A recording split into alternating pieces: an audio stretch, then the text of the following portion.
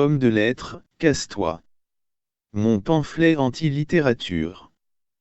Première partie. Dans cette publication, je fais allusion à des références que je ne puis expliquer dans une publication, destinée pour les réseaux sociaux. Il serait judicieux que vous procédiez à des recherches sur ces thèmes. Une alternative serait de lire le texte de cette publication, lorsqu'elle sera disponible sur mon blog, abdeslamebougedraoui.com. J'y apporterai les éclaircissements nécessaires. Le sujet de ce jour porte sur le thème « Littérature et mieux vivre ». Dans un article de Marianne, en date du 12 septembre 2024, Antoine Compagnon, un académicien, déclare : la littérature ne nous aide pas à trouver un emploi, mais elle nous aide à vivre.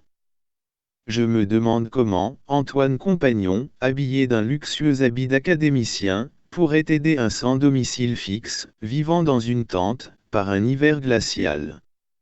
Il est vrai que c'est bien dans un restaurant luxueux que les hommes de la littérature parlent de la faim dans le monde.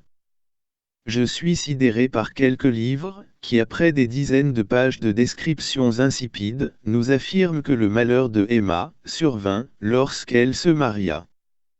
Un livre similaire, qui après des dizaines de pages insipides de descriptions, affirme que le malheur de Marcel survint lorsqu'il se maria, sera traité de livre machiste, masculiniste, faisant l'éloge du patriarcat. Finalement, la littérature nous apprend à vivre, par la théorie du genre. Au cours d'une émission chez Bernard Pivot, un homme de lettres célèbre, à propos de la mort de son épouse par l'alcoolisme, eut cette phrase : je ne lui ai quand même pas donné la bouteille. Finalement, ce philosophe par le cynisme, aida sa femme à mieux vivre sa déchéance. Au moins, il fit quelque chose de bien. Je suis ironique, et non cynique. André Comte-Sponville ne parla que de Spinoza dans une de ses conférences.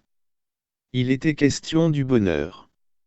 Spinoza fut un homme aigri, triste, il mourut de désespoir. Voilà que l'abattement nous aide à vivre. Ce même Comte-Sponville commença son allocation par cette déclaration. Lorsque les grands parlent, les autres se taisent. Traduisez, lorsque les philosophes s'expriment, nous devrions nous faire tout petits, puis leur obéir. La littérature de Jean-Paul Sartre, et celle d'Albert Camus, contribuèrent pleinement à la destruction intellectuelle de millions de personnes en France, et ailleurs. Entre vies absurdes, celle de la nausée, ou encore celle de la peste, faites le choix de ce qui vous aide à mieux vivre. Platon est considéré, à juste raison, en tant que père de la pensée philosophique moderne occidentale.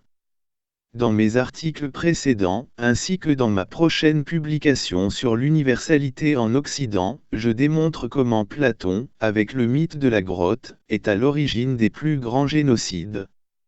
En effet, il appartient à ceux qui ont rencontré la lumière d'éduquer ceux qui sont restés dans les grottes de l'ignorance. Les éduquer, par les armes, souvent. Que penser, encore, d'un penseur de l'utilitarisme qui dit que si Fénelon et son valet sont prisonniers dans un incendie, c'est Fénelon qu'il faudrait sauver. Effectivement, la philosophie n'aide pas à trouver le boulot, en effet, on préférera toujours les Fénelons. Elle n'aide pas, non plus, à mieux vivre, puisque là encore, les préférences seront données aux Fénelons. Encore eux. Ce qui rend les gens plus heureux, probablement, ce qui contribue à rendre la vie meilleure pour certains, ce ne sera jamais la littérature. Ce sera une enfance heureuse, des parents aimants, des personnes solidaires. Ensuite, après, bien après, on pourra introduire une littérature qui rassure comme celle des contes de fées, des belles aventures. Mais, là encore, on le sait parfaitement, avec la dark romance, les sordides livres pour jeunes, on détruit l'essence même de l'enfance, sous l'indifférence d'un Antoine Compagnon, et de tous ses semblables. Aussi, hommes de lettres, femmes de lettres, cassez-vous. Certains, avec un rire sardonique, rétorqueront que je suis bête, et que je n'ai rien compris à la littérature. Qu'ils me disent, dans leur dernière œuvre littéraire, à partir de quelle page, finalement, Emma se maria. Dans le cadre de ma collection, Écritomag, mon essai, Universalité et Occident, sera disponible chez Amazon. Sa parution est prévue pour la première semaine du mois d'octobre 2024. En voici quelques axes de réflexion. Que pourrait être la notion d'universalité, selon la vision occidentale? Quels sont, réellement, les besoins universels de l'humain? J'aborde, également, le thème de la paranoïa de l'universalité en Occident. Dans un chapitre particulier, je démontre l'absurdité de la Déclaration des droits de l'homme et du citoyen de 1789. Un sujet important, rarement abordé, concerne les rapports étroits qui unissent l'universalité au génocide.